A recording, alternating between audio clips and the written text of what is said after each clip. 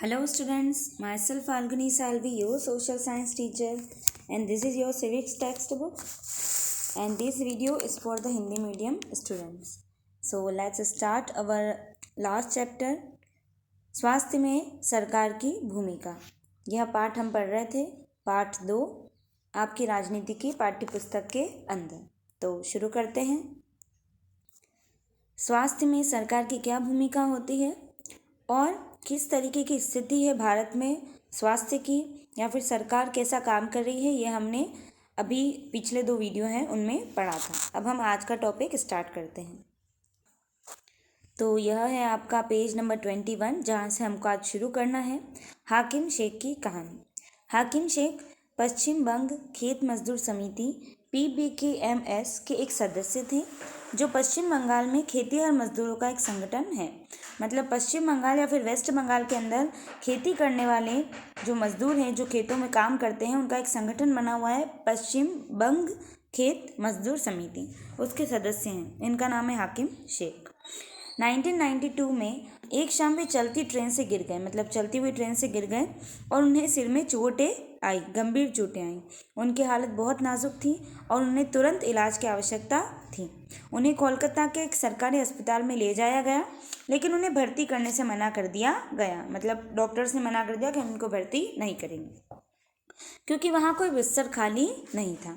दूसरे अस्पताल में आवश्यक सुविधाएं या उनके इलाज के लिए जरूरी विशेषज्ञ नहीं थे, मतलब डॉक्टर्स नहीं थे।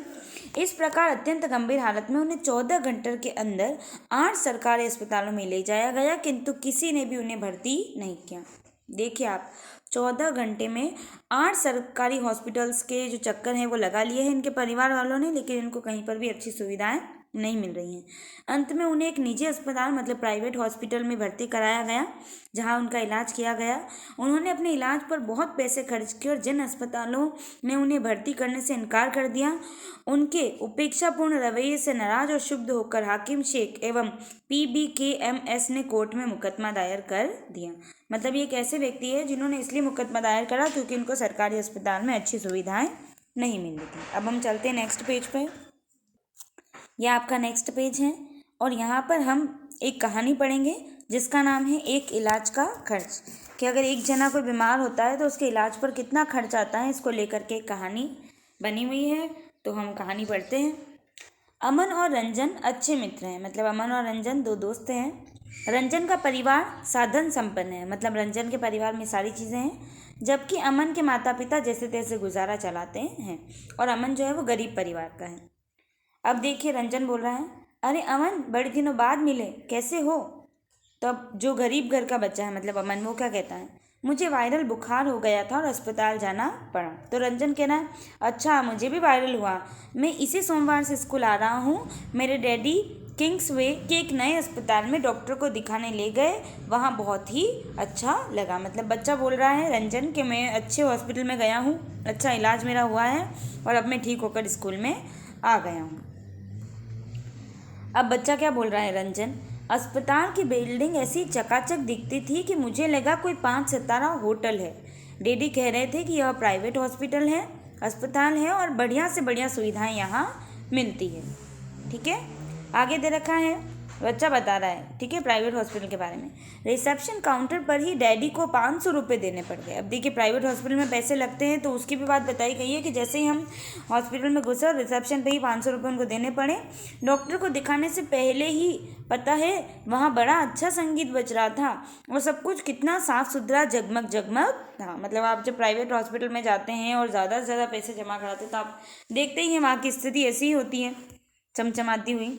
आगे दे रखा है, डॉक्टर ने मुझे बहुत से परीक्षण करवाने को कहा, मतलब टेस्ट करवाने को कहा, पर वहाँ तो सब लोग दोस्तों की तरह बात कर रहे थे। एक महिला ने जांच के लिए मेरा खून लिया और उसने बातों बातों में खूब मजाक किया और मुझे दर्द का पता ही नहीं चला।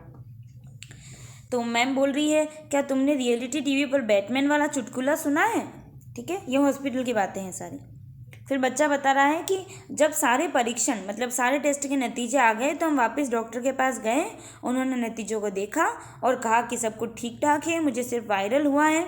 उन्होंने कुछ दवाइयाँ लिख दी और आराम करने को कहा। डॉक्टर ने क्या कहा, हाँ तो छोटे जनाब, यह गुलाबी गोली दिन में 3 दफ़ा लेनी है और यह सफ़ेद वाली सोने से पहले। यह शरीर के दर्द के लिए है और यह एक सिरप है, घबराओ नहीं, बढ़िया स्वाद है इसका। तो बच्चा बोल रहा है धन्यवाद डॉक्टर, मुझे तो अभी से ठीक लगने लगा है। मतलब इतनी अच्छी सुविधाएं देखकर उसका मतलब मानसिक परिवर्तन जो है वो बहुत जल्दी हो चुका है। अब हम आ चुके हैं नेक्स्ट पेज पर। तुम्हें यह सारी बातें बताने के लिए मैं कब से इंतज़ार कर रहा हूँ। अच्छा अपनी तो कहो, तुम किस अस्पताल में गए। मतलब रंजन बता रहा है कि मैं तो इतने बड़े हॉस्पिटल में गया और मैं इतने दिन से तुम्हें ये बातें बताना चाह रहा था, लेकिन हम मिले ही नहीं। तुम भी तो बताओ तुम कौन से हॉस्पिटल में गए। तो अब जो गरीब परिवार का लड़का है मतलब अमन वो क्या कह रहा है, वह तुम्हारे वाले अस्पताल जितना अच्छा तो नहीं था। पहले तो अब्बा मुझे ले ही नहीं जाना चाहते थे क्योंकि इसमें समय बहुत लगता था, हॉस्पिटल में टाइम बहुत लगता है। और सच में कितना ज़्यादा समय लगा। अमन बता रहा है सरकारी अस्पताल के बारे में। जब हम एक बड़े से सरकारी अस्पताल में गए, हमें ओपीडी काउंटर पर ही एक लंबी लाइन में इंतज़ार करना पड़ा। मेरी तबीयत इतनी ख़राब हो रही थी कि मैं पूरे समय अब्बा के सहारा ही टिका रहा। आगे बताना कहा, जब हमारी बारी आई तो डॉक्टर ने मेरी जांच की और खून की जांच कराने के लिए कहा। इसके लिए हमें एक और लंबी लाइन में खड़ा होना पड़ा जहां जांच के लिए खून लिया जा रहा था। वहां भी बहुत सारी भीड़ भड़क्का हो रही थी। हमें 3 दिन बाद खून की जांच का नतीजा मिला, मतलब रिपोर्ट इतनी लेट मिली। फिर हम वापस अस्पताल गए। उस दिन वहाँ कोई दूसरी डॉक्टर बैठी थी और उस दिन वापस नई डॉक्टर आ गई। मुझे इसका ओपीडी कार्ड दिखाओ और खून की रिपोर्ट जल्दी करो। मैडम ये बोल रही है, मतलब नई डॉक्टर।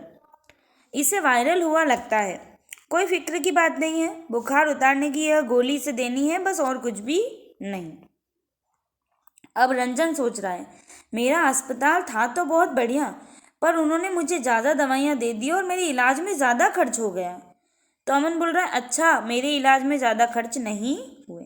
देखिए दोनों स्थिति आपके सामने है, प्राइवेट हॉस्पिटल और गवर्नमेंट हॉस्पिटल। दोनों की अपनी अपनी कुछ कमियां हैं, अपने कुछ गुण हैं। एक तरफ तो प्राइवेट हॉस्पिटल 5 सितारा होटल से भी कम नहीं लगता है। एक तरफ सरकारी हॉस्पिटल में भले ही लंबी लाइनें हैं लेकिन खर्च कम आता है। एक तरफ प्राइवेट हॉस्पिटल में रिपोर्ट जल्दी आ जाती है, एक तरफ सरकारी हॉस्पिटल में 3 दिन बाद रिपोर्ट आती है। ठीक है, ये सारी चीज़ें हमने देखी। तो आज के में अब देखते हैं आगे क्या होता है। अब हम आ चुके हैं नेक्स्ट पेज पर, सार्वजनिक और निजी स्वास्थ्य सेवाएं। सार्वजनिक का मतलब पब्लिक हॉस्पिटल्स और निजी मतलब प्राइवेट हॉस्पिटल्स। तो इसमें दे रखा है सार्वजनिक मतलब सभी लोगों के यूज़ के लिए और निजी मतलब प्राइवेट हॉस्पिटल की क्या क्या सेवाएं हैं। उपयुक्त कहानी से आप समझ गए होंगे, मतलब जो कहानी हमने पढ़ी रंजन और अमन की, कि हम स्वास्थ्य सेवाओं को 2 मोटे वर्गों में बांट सकते हैं। कि हम स्वास्थ्य की सेवाओं को 2 बड़े नामों में बांट सकते हैं। एक तो है सार्वजनिक स्वास्थ्य सेवाएं मतलब पब्लिक हॉस्पिटल, सरकारी अस्पताल जिसे हम कहते हैं आम भाषा में, और दूसरा है निजी स्वास्थ्य सेवाएं। आपका आज का काम है कि आपको सार्वजनिक स्वास्थ्य सेवाएं और निजी स्वास्थ्य सेवाओं के बारे में पढ़ना है। मीन्स आपको पेज नंबर 24 और पेज नंबर 25 की पूरी रीडिंग लगानी है। नेक्स्ट वीडियो में हम इसे और अच्छे से समझेंगे।